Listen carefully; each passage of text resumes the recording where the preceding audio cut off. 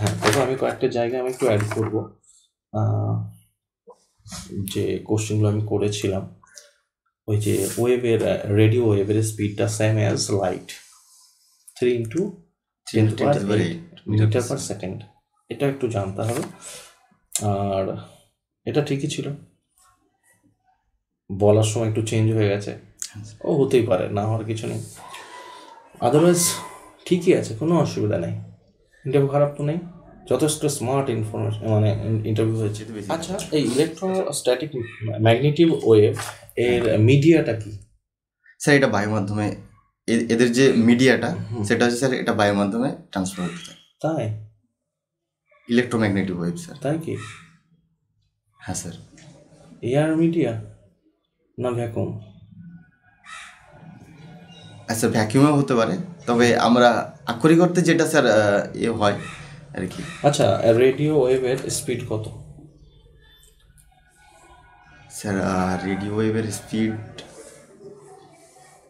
Sorry sir আমার জানা নেই। Difference between gravity and gravitational force. Gravity and gravitational force. Sir gravity বলতে পৃথিবী কোনো বস্তুকে নিজ অক্ষের দিকে বা নিজ কেন্দ্রের দিকে, সরি স্যার নিজ কেন্দ্রের দিকে যে বলের দ্বারা আকর্ষণ করে সেটা হচ্ছে গ্র্যাভিটেশনাল ফোর্স। এবং গ্র্যাভিটি বলতে sir gravitational force, gravity and gravitational force. হ্যাঁ স্যার, আমি যেটা বললাম স্যার গ্র্যাভিটেশনাল। ইয়েস, ওটা গ্র্যাভিটি বললেন না গ্র্যাভিটেশনাল ফোর্স বললেন? Gravitational force. না, আপনি যেটা বললেন গ্র্যাভিটি বললেন। প্রত্যেক বস্তু পৃথিবী তার সেন্টারের দিকে টানে। হ্যাঁ স্যার। আর এটা হলো গ্র্যাভিটি। সরি স্যার, আমি আরেকবার কি বলতে পারি? হ্যাঁ শিওর।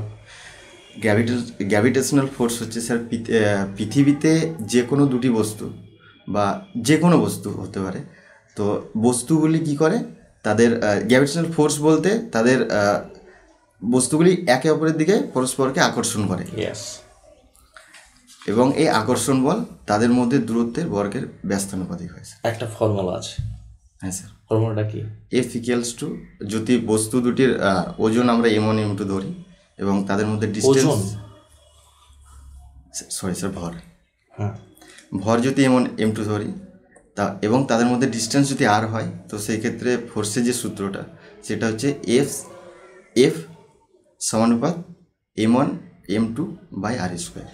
r² যদি ইকুয়াল করেন তাহলে স্যার ওটা মহাকর্ষীয় ধ্রুবক, যেটা কনস্ট্যান্ট হিসেবে আমরা g ডিনোট করি। g এর ভ্যালু কত হয়? g এর ভ্যালু স্যার 9.8। নেভার। ওটা আপনি যেটা গ্র্যাভিটি বলেন ওইটা, কিন্তু এখানে মহাকর্ষীয় ধ্রুবক ক্যাপিটাল জি। সরি স্যার, এই মুহূর্তে আমি মনে করছি।